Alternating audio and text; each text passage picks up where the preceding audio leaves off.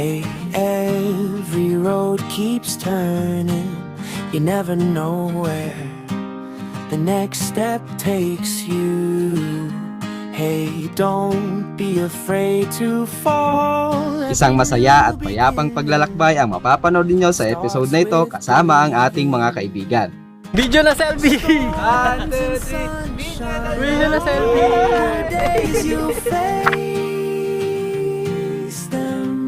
Iba't ibang magagandang spot na siguradong maiinganyo kayong puntahan. Every dream will shape you. Mga exciting na adventure at masayang mga salo-salo. Yan at iba pang mga kaganapan ang matutunghayan ninyo. Kaya hindi ko na kayo bibitinin pa. Ako nga pala si Clyde at kung trip mo yung ganitong klaseng camping at adventure, tara, samahan mo ako sa aking kwento. Slow for anyone at all. So hold on to every moment while it's yours right now. Right now.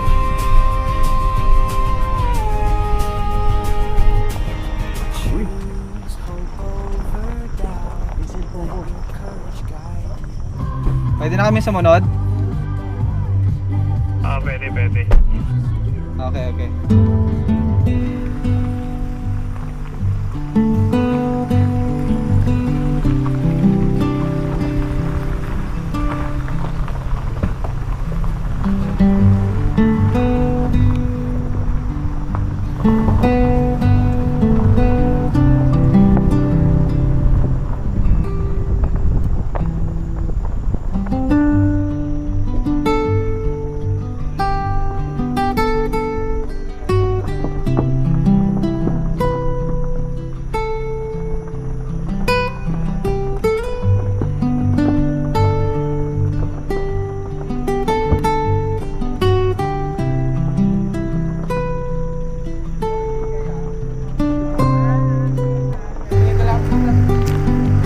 Kain na lang muna? Oo. Tapos, hintayin natin lumiwanag.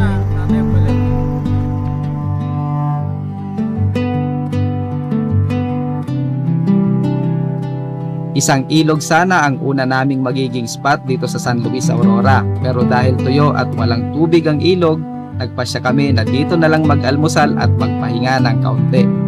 Sayang at maganda sana yung spot na ito. Siguro ay babalikan na lang namin ang ilog na ito kapag panahon na ng tagulan o meron ng tubig sa ilog.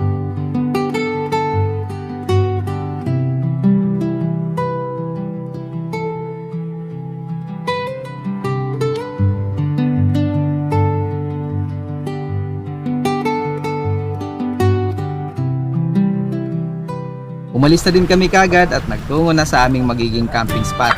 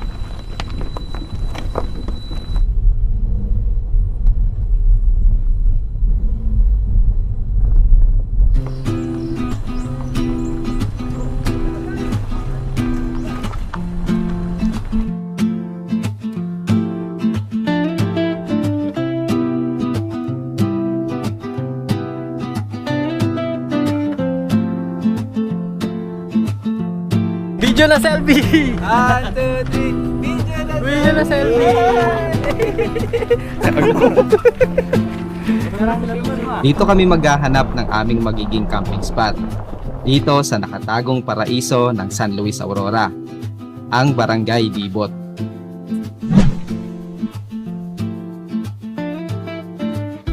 Ilang beses na akong napadpad sa lugar na ito, pero kahit ilang beses na akong nakarating dito, hindi mo talaga pagsasawaan ang mga makikita mong mga tanawin. Asul at kalmadong karagatan, masukal at lugti ang kabundukan, at payapang komunidad dito sa Dibot, San Luis Aurora.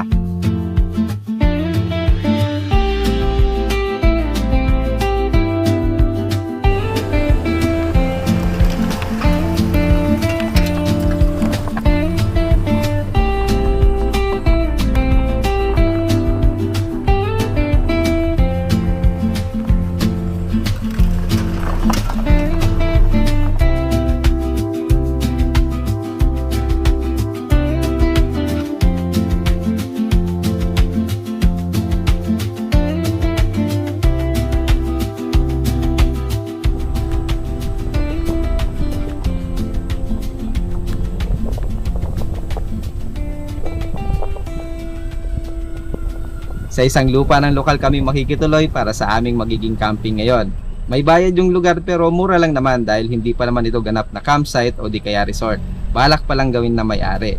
Nagbayad lang kami ng 150 per head para makapag-overnight sa lugar na ito.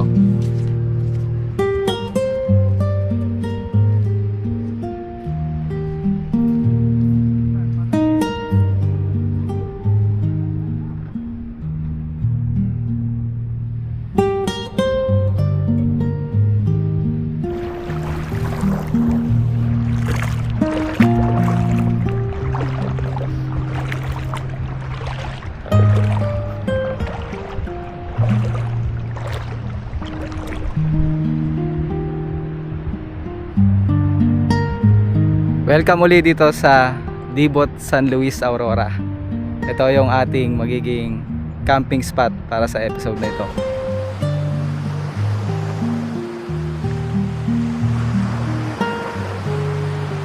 Grabe, napaka kalmado ng dagat. Low tide ngayon at sobrang lawak nung malalakaran mo na mababaw na tubig. Pero dun sa bandang gitna ng cove na to, may mga malalalim na part at doon maganda mag-fishing. Hindi talaga nakakasawang balik-balikan itong Barangay Dibot dito sa San Luis Aurora. At itong spot natin ngayon ay panibagong spot na pagkakampingan natin. Noong unang beses na pumunta tayo dito, nag-camping tayo banda dun sa mga rock formation. At yung pangalawang punta natin dito ay doon naman sa isang private campsite. Malapit lang din dito sa cove na to. At sa pangatlong pagkakataon, tayo ay uling magka-camping dito sa Dibot. At itong spot natin ay hindi naman siya campsite, hindi na siya resort, pero privately owned yung spot. Pero wala pa siyang tawag nito, pangalan, at hindi pa siya nag-ooperate as campsite or resort talaga. Nakilala lang namin yung may-ari ng property at nakiusap kami na kung pwedeng mag-camping dito sa spot na to kasi napakaganda ng spot, malayo dun sa mga resorts at sa mga campsite. Grabe, napakakalmado ng dagat.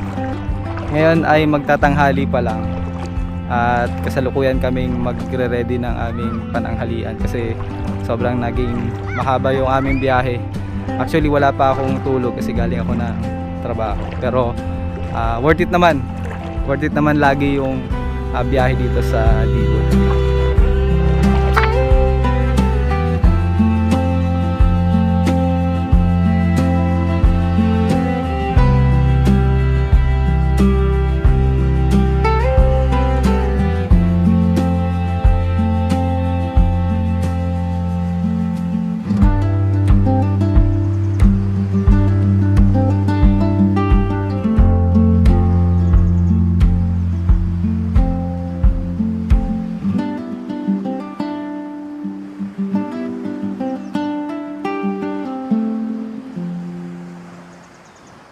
At sa mga nagtatanong kung kaya nga bang pumunta dito ng isang nakasedan, kayang-kaya naman. At dahil pagod sa mahabang pagmamaneho ay umidlip muna ako. The best talaga kapag mayroong cot bed. Napakadaling i-assemble at pwedeng ilipat-lipat ng pwesto kung kinakailangan. Mamaya ko na lang din ilalatag yung aking cot tent para mas presko yung aking pahinga. Kung gusto mo din ng ganitong klaseng shelter sa pagka-camping, nasa description lang yung link kung saan ka makaka-order. Comment mo na din yung favorite mong shelter sa pagka-camping dyan sa comment section.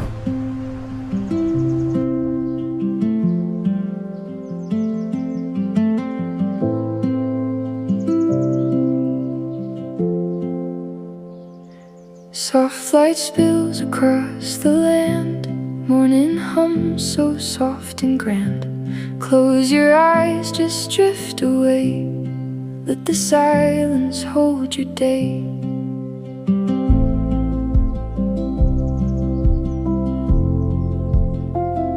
Steps that echo down the path.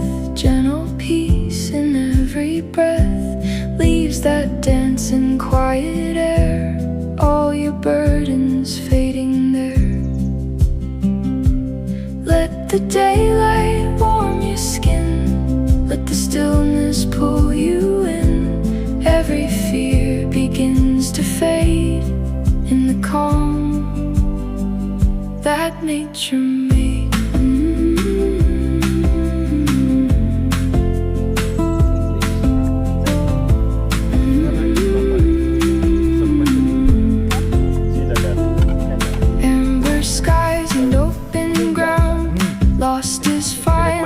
Pagkatapos ng isang masarap na pananghalian ay nagpasya kami na subukan ang mag-fishing. First time kong gagawin itong activity nito sa isang camping. Sana ay swertehin. Ito yung ating bagong hobby, ang mag-fishing. Ito tayo dun sa malalim na parte, sakto at low tide. Makakapunta kami dun sa pinaka gitna at dun kami mag-fishing. Where the heart remembers slow. In this space so wild and free, you are safe.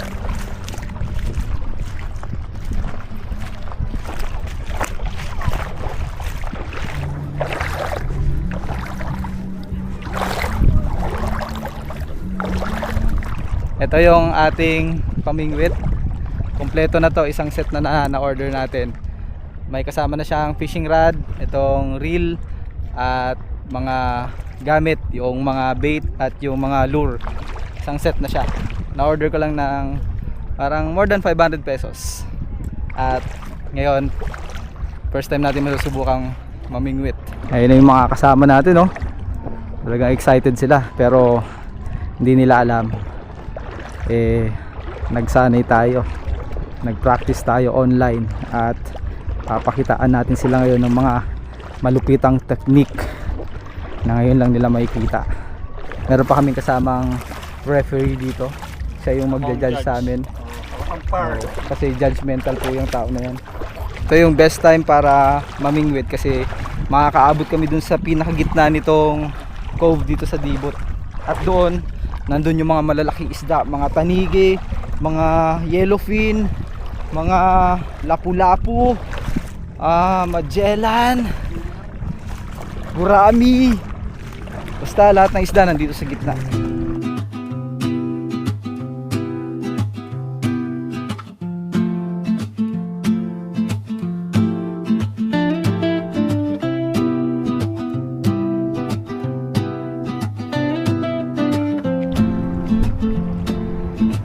So boys, may huli na ba kayo? Siyempre. Okay dyan.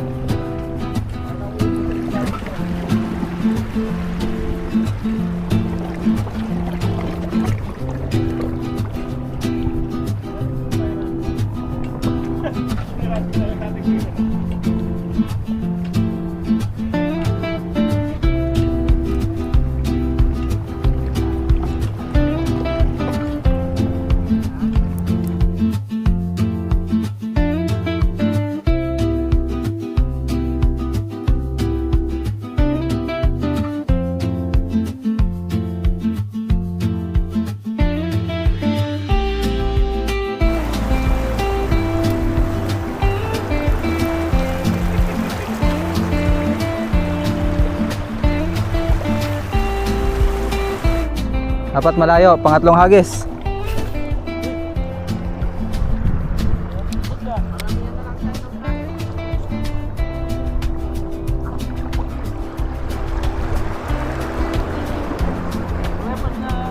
Nag-vlog ako sa gilid mo ako.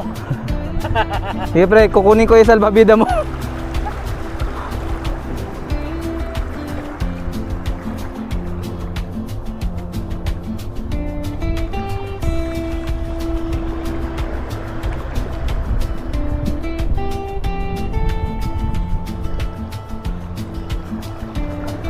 Hala. Sumabit pa. Ano ba yan?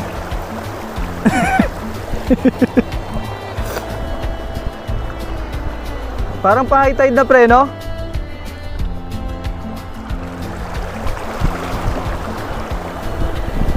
One more.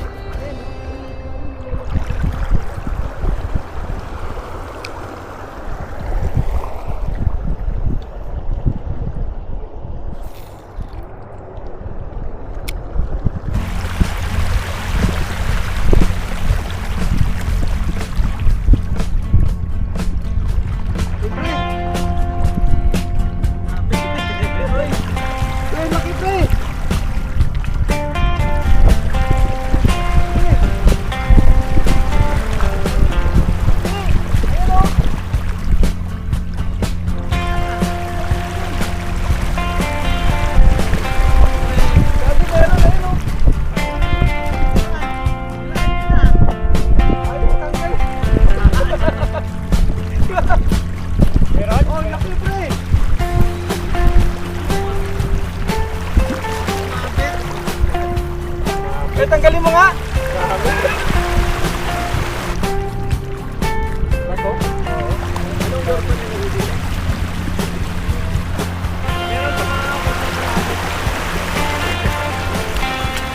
Hirap pala to. Palitan natin yung ating pain, baka sakaling nandun yung ating swerte. Pili tayo ng mas maliit. Itong wormy na to. Ito. Tapos palitan din natin yung ano, pamingwit. Yung hook. Wala na mas maliit eh. Ito, pwede to.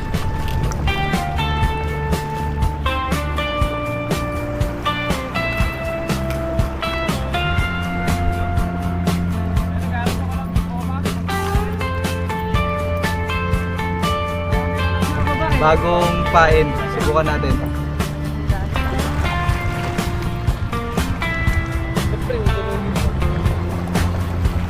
Lalim pala sa ilalim, kahit ilaglag nyo lang dyan, di nyo ikas sa ano. Oo. Satisfying yung tunog eh.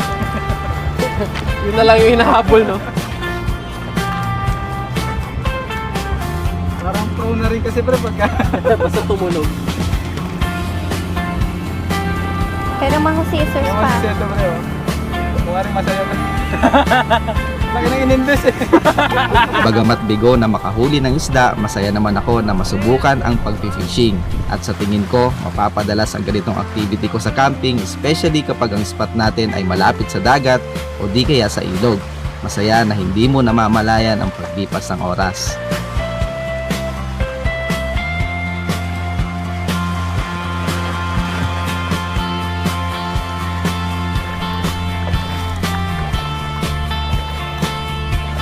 At para pampalubag ng loob, nagkape na lang kami habang pinagmamasdan ng paglubog ng araw. Talo man sa pamimingwit, panalo naman sa saya sa kwentuhan.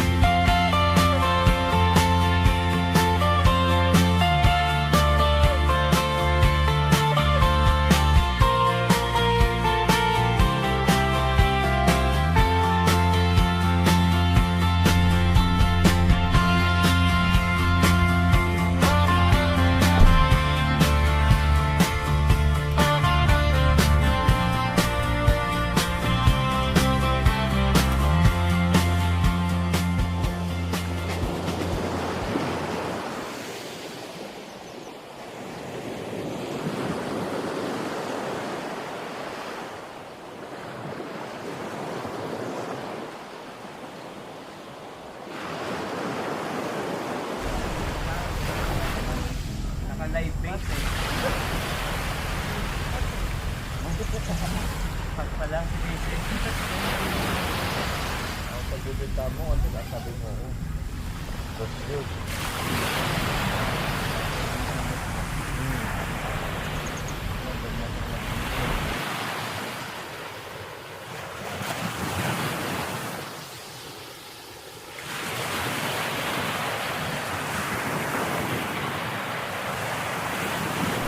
Nandito nga pala tayo ngayon sa Dibot San Luis Aurora para sa isang camping at adventure.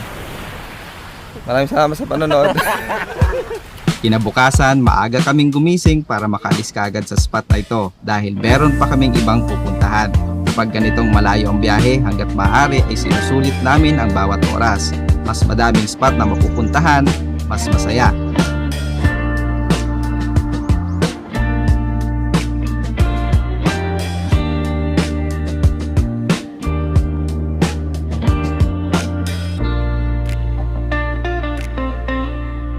Pagkatapos ng isang simpleng almusal ay nagligpit na kami at naghanda para bumiyahe sa susunod naming destinasyon, isang kilalang ilog dito sa San Luis Aurora, ang Diteki River.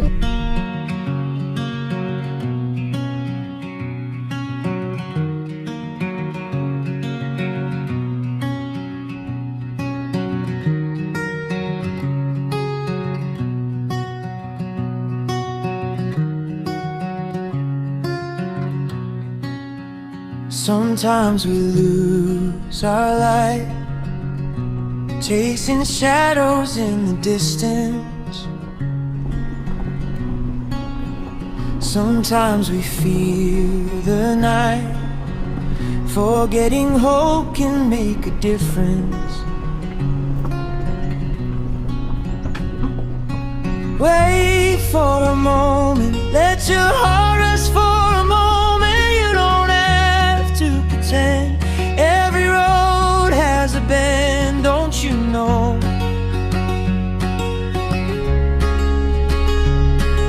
Dream for a moment, see how far you've come this moment. Leave your worries behind. There's a sunrise to find, can't you see? You can grow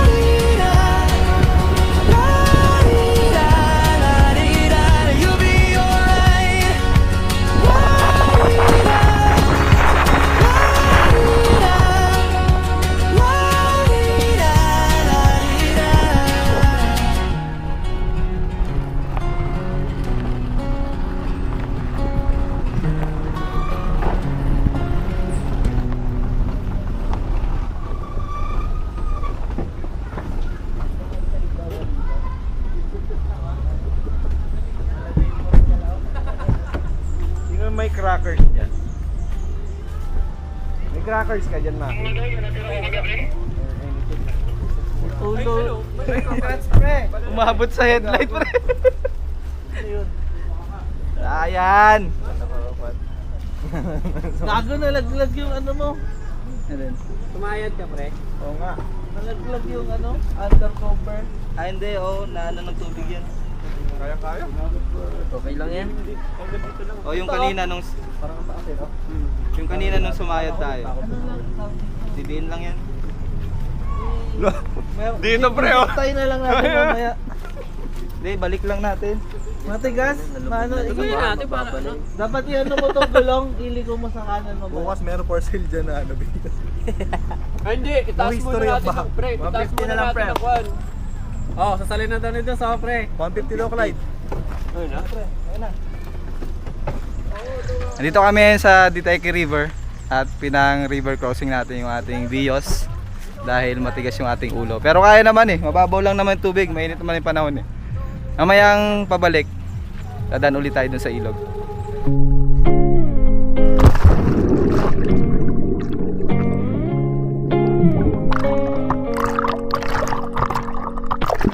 We watch the sunset glow through that old cabin window. Morning mist would climb across the fields where wildflowers grow, and every breeze carried dreams through the place we called our own. Hindi man kami palaging nagkakasama-sama dahil sa mga kanya-kanya naming mga responsibilidad, pero sa tuwing nagkakaroon ng pagkakataon ay sinisigurado namin na sulit ang bawat sandali. Matagal man masundan ang bawat lakad namin, walang nagbabago. Pareho pa rin ang tawanan, kwentuhan at asaran.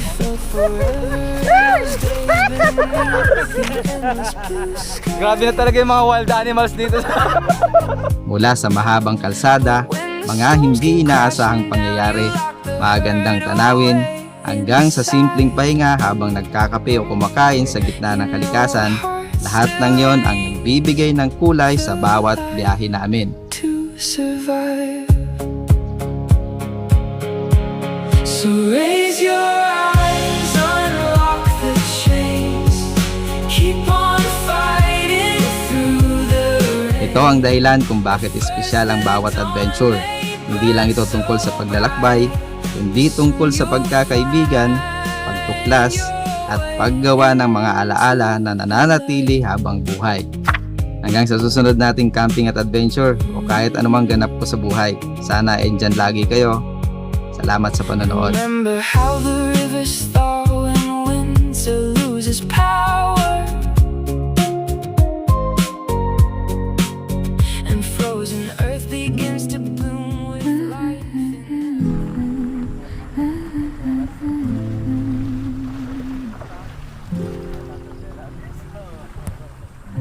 You could gain from being a bit nicer, know when to talk and when to shut your mouth. You're so moody, always such a fighter. Try to open up your mind, sometimes you'll be just fine. You'll be just fine.